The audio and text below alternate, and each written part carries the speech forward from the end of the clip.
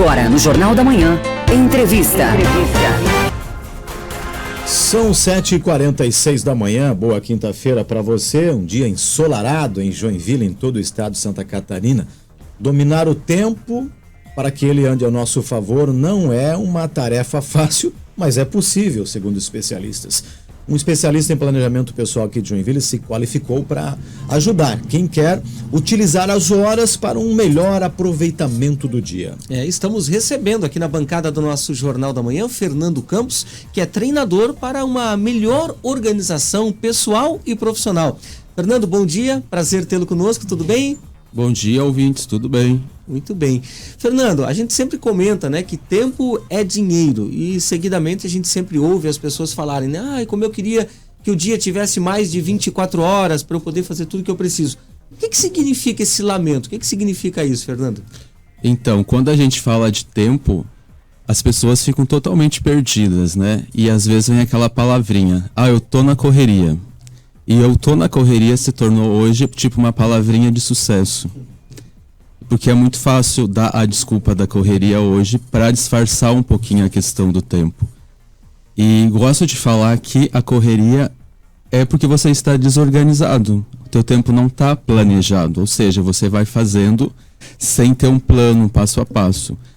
E para a gente sair dessa correria do dia a dia, nós temos que criar blocos de tempo e definir quais são essas prioridades, né? A gente sabe, né, Fernando, que estar ocupado não é ser produtivo. Exatamente. A pessoa se engana, eu tenho minha agenda cheia, mas aí, está sendo produtivo. Agora, antes da gente entrar ali nas técnicas, até nas dicas propriamente ditas, em relação à gestão do tempo, como que eu posso saber que o meu tempo não está organizado? Quais são os indícios disso no dia a dia, hein? Os indícios são bem visíveis, tá? Ou seja, você tem uma atividade, digamos, uma atividade 1 do dia. Você começa a fazer ela. Só que daí você acaba deixando essa ponta solta, começa uma outra atividade, alguma outra função. E aí você vai acabando deixando muitas pontas soltas durante o dia. E você chega lá no final do teu período de trabalho, tem aquela sensação que você não fez nada. Na realidade você fez, mas é que você não concluiu nada, você não conseguiu concluir aquele projeto. E isso é um forte indício, porque se você começa a deixar muita ponta solta, você está procrastinando, que é a palavra do momento também.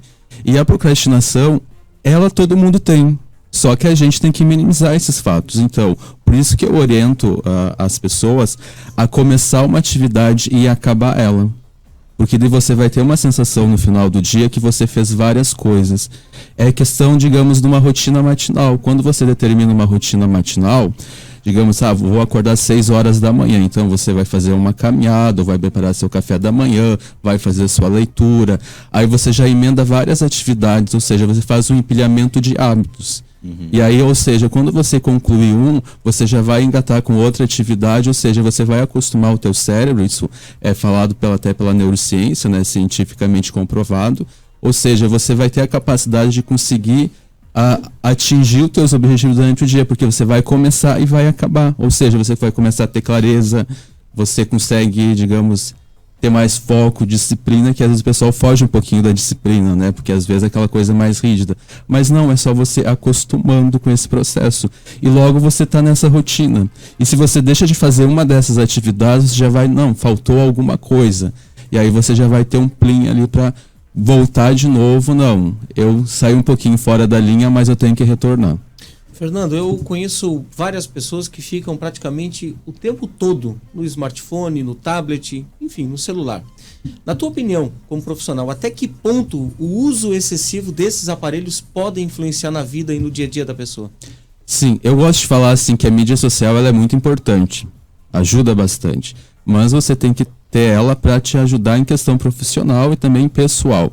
Porque o que acontece? Muitas pessoas entram na mídia social até para verificar muitas fofocas, notícias, assuntos que às vezes não são tão relevantes para o teu trabalho, digamos assim. Então, assim, sempre determinar um bloco de tempo. Então, eu vou entrar no Instagram ou no Facebook, alguma outra mídia social, mas eu também vou dar um tempo para isso, porque assim, o que acontece no dia a dia? A gente está fazendo uma atividade, tem uma notificação, você larga aquela atividade e voa pro celular. Só que às vezes você vai no celular, daqui a pouco tem uma outra notícia, uma outra imagem, uma outra foto e vai engatando. Ou seja, você vai empilhando coisas que às vezes estão te tirando o teu foco. Ou seja, quando você viu, você já ficou 2 horas no celular. E aí a tua atividade ficou parada. Só que isso é um círculo viciante, né? E aí, ou seja, tem que utilizar a mídia social para algo que realmente vai te engrandecer. Ou seja, analisar as notícias que vão te ajudar, dicas, analisar outros profissionais, né? E não ficar vendo coisas que às vezes não vão te agregar muito à sua vida, né? Fernando, eu aprendi que ter disciplinas é dizer mais nãos do que sim. Porque se eu tenho uma tarefa e recebo um convite, eu tenho que dizer não. E muitas pessoas têm dificuldade em dizer não, seja no ambiente profissional, no ambiente pessoal. Qual é a sua dica? Porque muitas vezes é aquilo, você está focado no projeto e chega um convite. Eu tenho que dizer não, porque eu tenho uma disciplina, um cronograma. Qual é a principal dica para quem tem dificuldade para dizer nãos? Isso aí eu também, numa época anterior eu sempre aceitava tudo, ou seja, a gente quer ser prestativo, né? A gente quer ajudar. Então isso vem de uma questão cultural, em dizer sim para todo mundo. Só que você tem que se posicionar. Você tem que entender se aquilo aí faz parte da tua atividade ou é a tua prioridade. E o que acontece? Quando você vai dizer não para uma pessoa, você acha que você está sendo egoísta, que você não quer ajudar. Nossa, o que a pessoa vai pensar de mim? Eu vou aceitar. E às vezes são coisas que você cria na sua cabeça. Às vezes as pessoas não estão pensando nada. É a gente que cria esse fantasma. Porque no momento que você diz não para alguma pessoa, ela vai até te respeitar mais. Ela vai entender que você está posicionado, que você está focado e você está em busca de um resultado. E essa própria pessoa, quando você dizer não para ela também vai se tocar, não, eu também preciso dizer alguns nãos, eu também preciso ser igual a essa pessoa, eu também preciso me posicionar, eu também preciso ser autorresponsável com as minhas próprias atividades, não ficar massivamente delegando coisas para as outras pessoas. O delegar, ele é importante, também é algumas dicas quando as pessoas estão com muitas atividades, delegar para as outras pessoas, mas não também de uma forma excessiva de você ficar aceitando muita coisa para você fazer. Fernando, tem vários especialistas, né, que sempre comentam que o período de dormir, o período de sono, também é uma forma de aproveitar o seu tempo. Só que muita gente que está ouvindo a gente agora, por exemplo, deita a cabeça no travesseiro e não consegue dormir, não consegue relaxar por inteiro. Qual seria a dica que você daria para essas pessoas? O sono ele é muito importante, tá? Porque assim, ó, especialistas falam que você tem que dormir de 7 a 8 horas por dia. Só que às vezes isso é negligenciado. Às vezes as pessoas dormem 4, 6. Ou seja, você acaba atrapalhando o teu fluxo produtivo do dia e vai acabar com o seu tempo mesmo, né? Qual é a dica que eu dou? No início é meio difícil, mas você tem que identificar qual o período que você vai se deitar e o período que você vai acordar. E você tem que criar esse padrão. Ou seja, se eu quero acordar, digamos, umas 5 horas da manhã, 6 horas...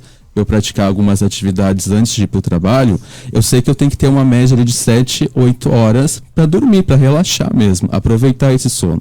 Aí você, digamos assim, eu vou dormir às 10 horas da noite ou às 11 horas. Praticamente meia horinha antes você se desligar de celular, desligar de notícias, talvez praticar até uma meditação, quem gosta de fazer meditação, fazer alguma leitura que já vai ajudar a tu relaxar, mas é um passo a passo que você tem que fazer. A primeira, a segunda semana talvez vai ser um pouquinho difícil, vai deitar, vai rolar na cama e vai acabar dormindo ali meia-noite, 1h, mas aos pouquinhos o cérebro vai acostumar, porque você vai começar a relaxar, tá? Mas é aquela questão da disciplina, né? Você tem que ter essa força de vontade e conseguir encaixar isso na rotina, porque vai chegar um momento que o teu cérebro vai entender, é uma rotina nova que ele está colocando agora. E daqui a pouco é fácil.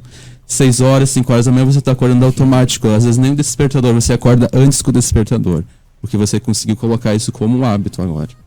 Fernando, o grande empresário que já tem uma equipe trabalhando com ele, tem uma secretária, tem uma pessoa, um profissional que cuida da agenda.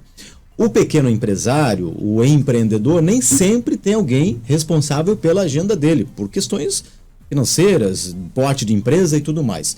Qual é a dica para quem precisa organizar a vida pessoal paralela à atividade empreendedora? E aí tem que ir para o papel, tem que ir para a planilha, tem que ter uma organização lá no bloco de notas, como é que é? Uma pergunta bem importante, tá? Porque às vezes as pessoas realmente negligenciam e acabam misturando vida pessoal com profissional. O que eu oriento? Hoje a gente tem muitos aplicativos. Tem uma chuva de aplicativos, a gente não sabe nem qual que você utiliza. Mas os aplicativos, eles vão te ajudar sim. Mas desde que você tenha consciência do que você está fazendo. Então, o que eu oriento? Inicialmente, você pegar um papel mesmo e escrever.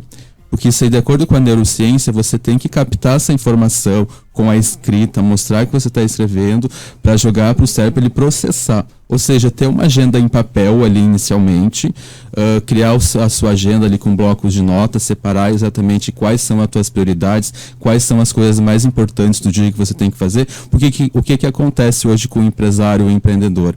Às vezes, ele não faz o importante, ele acaba deixando o importante virar urgente, ou seja, eu vou procrastinando essa atividade, vou deixando e de repente tem um prazo. E aí ele faz na correria. E não precisa ser feito na correria, porque se ele tivesse planejado ali, escrito, criado os blocos de notas, ele não ia ter esse problema. Então, assim, inicialmente é ter esse contato mesmo, bem primitivo mesmo, de pegar o papel, a caneta e escrever. E assim que você tiver essa consciência, você vai para um aplicativo que você vai conseguir colocar isso no aplicativo, porque o que acontece? As pessoas vão direto para o aplicativo, e aí é mais uma atividade que você tem. Você tem que controlar o teu aplicativo, porque daqui a pouco você joga as informações ali. Se você não tem o tempo para colocar as coisas do aplicativo em dia, você acabou colocando mais uma atividade, você não consegue controlar as outras atividades, vai controlar mais uma. Então, assim, você tem que primeiramente entender qual é o teu processo, para depois ir para um aplicativo e usar essas tecnologias. Fernando Campos, muito obrigado por aceitar o nosso convite. É um prazer tê-lo conosco aqui na Jovem Pan e até a próxima oportunidade. Muito obrigado, agradeço a todos e um bom dia. Obrigado, Fernando, pela aula, e já fica na nossa agenda aqui o convite para quando quiser voltar para falar desse assunto, porque todos nós precisamos aí de programar, né, o nosso dia a dia.